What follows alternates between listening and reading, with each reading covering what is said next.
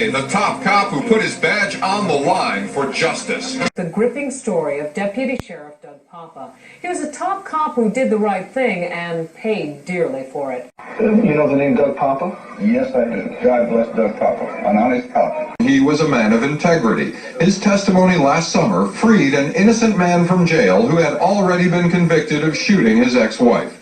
But Poppa's going public cost him his job as an undercover cop. I was elated, of course, but then as he testified, I was somewhat concerned for him because I knew that they were probably going to crucify that man. Doug Poppa was targeted for a 10-day suspension by his own department for defying superiors and talking to the media. This Brooklyn-born street fighter wouldn't back down. Sometimes the truth has a price. That may be the lesson of a Virginia police officer who says in trying to do the right thing, he ended up paying for it. The message you're sending is, see what we did to Doug, you don't come out, you don't buck the system. No matter what the reason is, you just can basically keep your mouth shut. But if I wouldn't do it all over again, I would take the badge and I would leave it on somebody's desk and get out of place work. Because the day I can't tell the truth because somebody's pressuring me, and the day the system doesn't want me to tell the truth because somebody's pressuring me, is the day I leave the badge on the desk and walk away. Poppa was fired for insubordination. One man who confronted truth and consequences.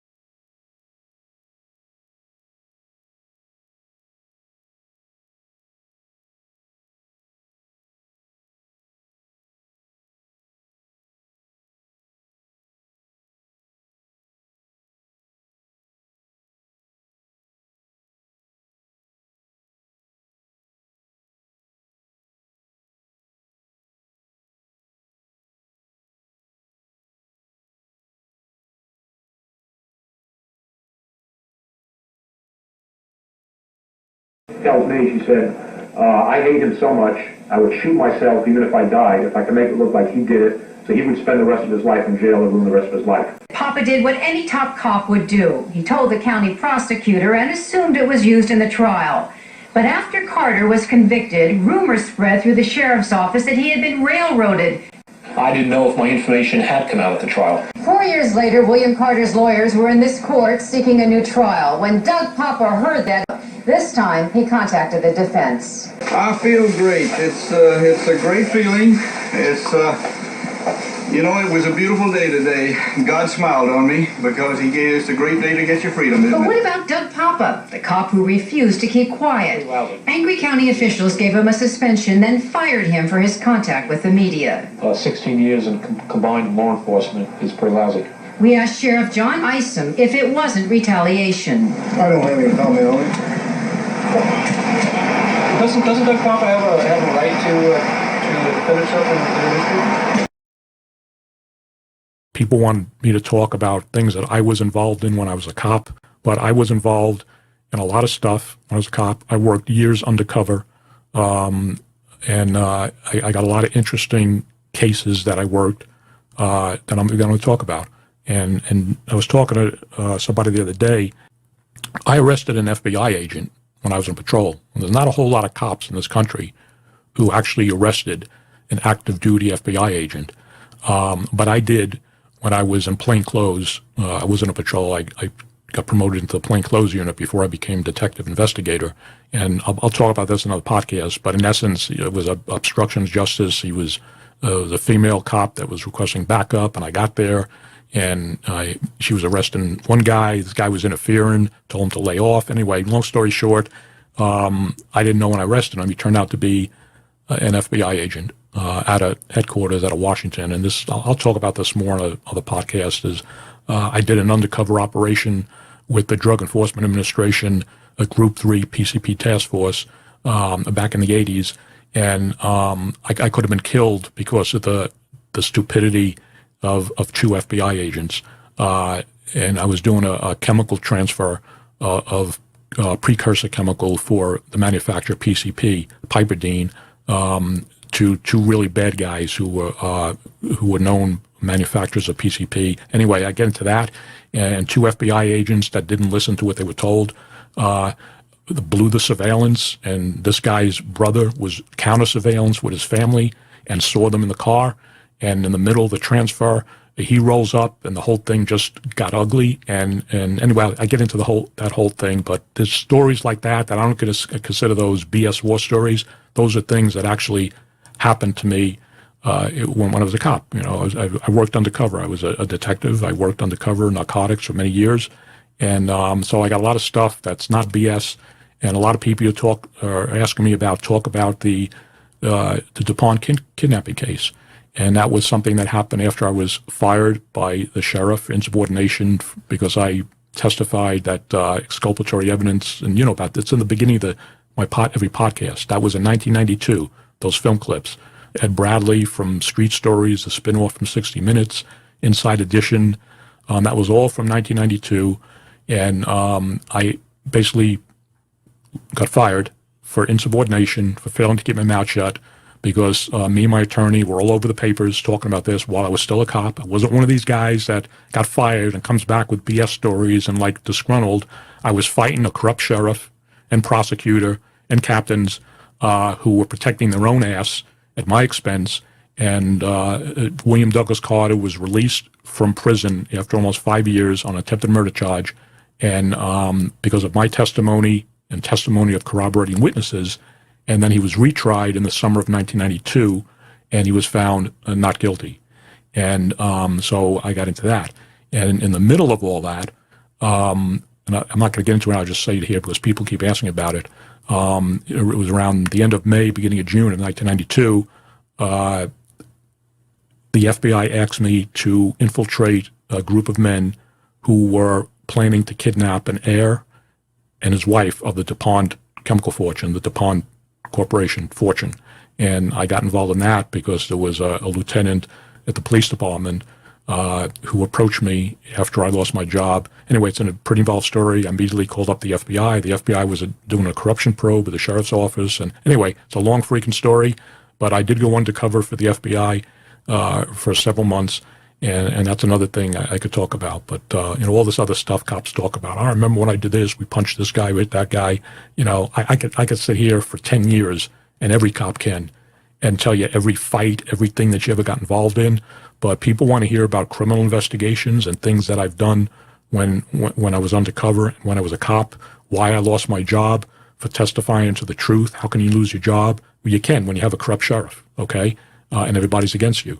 But at least Mr. Carter was released, given a new trial, and found not guilty. They withheld exculpatory evidence. Do I know the guy was innocent or guilty? I don't know. I just knew that they had withheld evidence and then went after me to keep my mouth shut, and I didn't. And it's all over the internet, and I'll talk about that and some other stuff. When I talk about police officers, either in this department or any other department, it's like I said, and the majority of cops are excellent police officers. They do their job, like I said, and they go home and they go to work.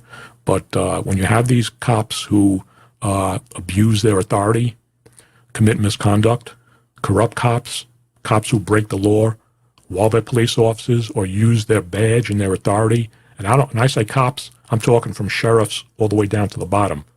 Supervision, upper chain of command, brass, all the way down the bottom. When you use your badge and your authority for your own personal gain, either to make you look better or to make the department look better or to cover up for friends who are doing criminal acts that other cops would lose their job for, that's when I talk about it, because that is a bunch of BS. And when stuff like that happens, it affects every other police officer or deputy sheriff, whatever law enforcement agency it happens to occur on. It affects every law enforcement, and actually affects every law enforcement officer in the country, especially today with social media. One cop does something wrong, it affects all the police. And all police are not corrupt, okay? There's plenty of police officers, including on the Las Vegas Metropolitan Police Department. The majority of the cops that I know now, that I work with 30 years, 20-something years in the casino business, the tourist safety detectives and all the different divisions that we helped and we assist with cases and stuff, they were all good guys. And yeah, there are some scumbags that were on Metro, and there are some scumbags that are still on Metro, okay, that shouldn't be cops. And but it's not every freaking cop. My background for almost 40 years is conducting investigations, and not only as a police officer, but a detective in the private sector, and now as an investigative journalist. But this time, prosecutors say Donald Moore made a big mistake. They say he recruited another former cop, DoUg Poppa, as part of the kidnap team. They made plenty of mistakes, and perhaps their most critical one was choosing DoUg Poppa as a co-conspirator. Don Moore was put on notice that this was the last person in the world you should recruit for a conspiracy, and yet he did it. Donald Moore allegedly asked DoUg Poppa to join the kidnapping anyway. He said yes, but secretly recorded conversations for the FBI as he traveled across 4 states meeting the alleged kidnap planners. When the FBI had enough evidence, they moved in. There are police officers, patrol. They get promoted, they go into detectives units, they work homicide, they work burglaries, work property crimes, okay? But working undercover is a totally separate, it's a totally separate thing. Not every cop can work undercover. They don't have the character, the mentality, the smarts to deal with criminals. It's not like you're a detective interviewing a criminal. I did this for years, okay? You're with them. You infiltrate them. You go in. You want to buy the narcotics. You want to buy the guns, explosives, whatever it is that you're going after, stolen property. It takes a special kind of police officer to do that kind of work. And it cost me my marriage because I was married to the job. So I look at this when I hear different things, because if you haven't worked undercover, and then people hear, we always had money on him and this. Well, of course you had money on him. But you work undercover. You have to have flash money. You go out, you're drinking, you go in bars, you buy drinks for people. That's not your own money. So I'm just bringing that up because undercover assignments, not every cop can work undercover. Some of the greatest people that work in homicide in these other cases, they do great work, but they never want to work undercover, and they can't. They don't have what it takes, and I'll talk about more of that in another podcast when I get into some of the stuff that I did. I did a podcast back, and when I talk about the undercover operation I did with the FBI, reference to the DuPont kidnapping. So I figured I'd read this, okay, because it goes to that, and it goes to about, and I'm going to talk more about this DuPont kidnapping undercover operation when I infiltrated this group, but I want to get something up on the screen here because it goes to the other podcast when people say, well, the U.S. attorney wouldn't write a letter on the guy's behalf.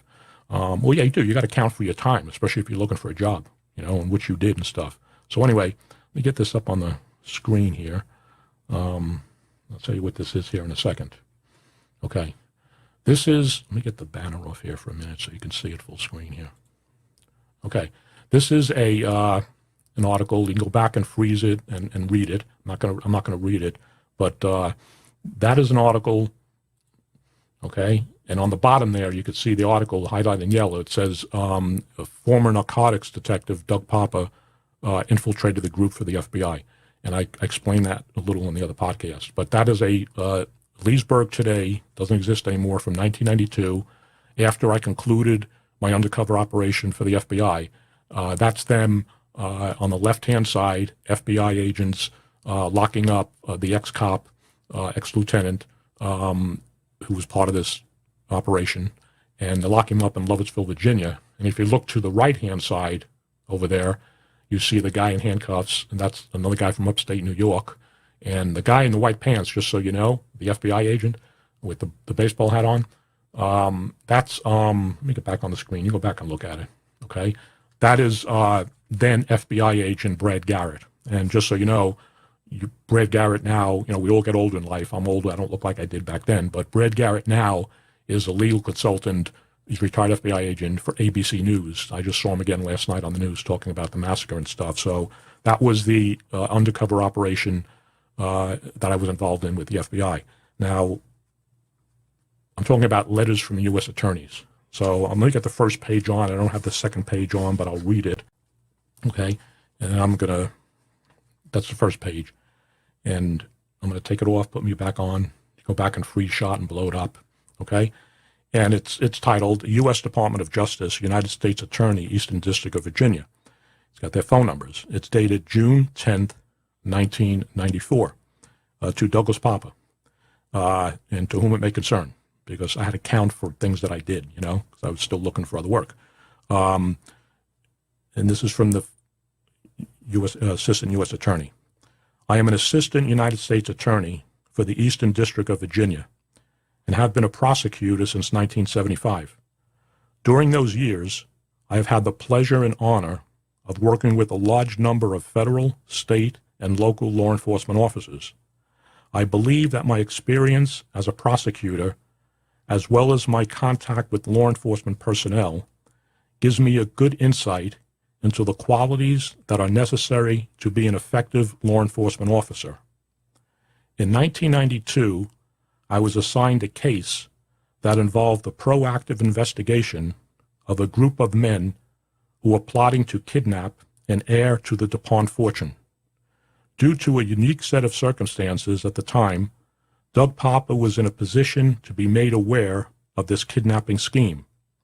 He immediately reported his knowledge to the Federal Bureau of Investigation and was asked to work with them as a cooperating individual. This was no small request, since it demanded some degree of risk and a considerable amount of time by Mr. Poppa. Nonetheless, Doug never once hesitated, to commit himself to this investigation. As a result, court-authored wiretaps were installed, and the investigation was brought to a successful conclusion. As a result of that case, I got to know Doug Poppa both professionally and as an individual. I can say without any hesitation whatsoever that Doug is one of the most scrupulous law enforcement officers I have ever met. Time and again, he has stepped forward to do the right thing, quote unquote, even when it was not in his best interest to do so. Doug is a man of many qualities, as well as a professional, effective, and successful law enforcement officer. His integrity and honesty are beyond reproach. I would be proud to work with him on any investigation/prosecution. I know that he would work tirelessly, professionally, and very effectively on any case to which he was assigned. Doug is truly a talented, gifted law enforcement officer who, in my opinion, would complement the staff of any police department or law enforcement agency. I would be more than happy, to further discuss Doug Poppa with any interested party. I can be reached at the United States Attorney's Office for the Eastern District of Virginia at telephone number blah, blah, blah. Sincerely, Lawrence J. Lizer, Assistant United States Attorney.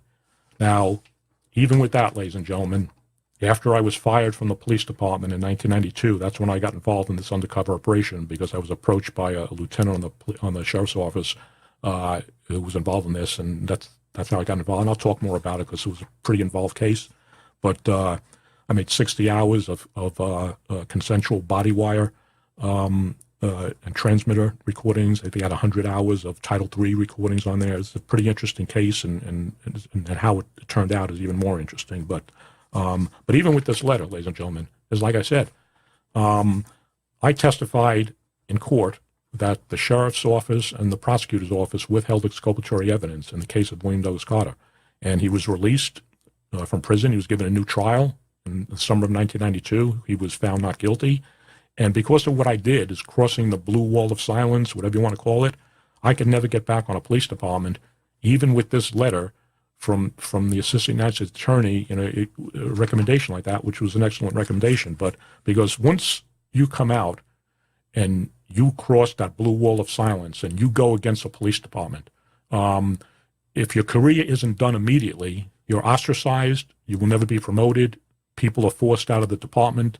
It happens all the time in the United States. And it happened to me back in 1992.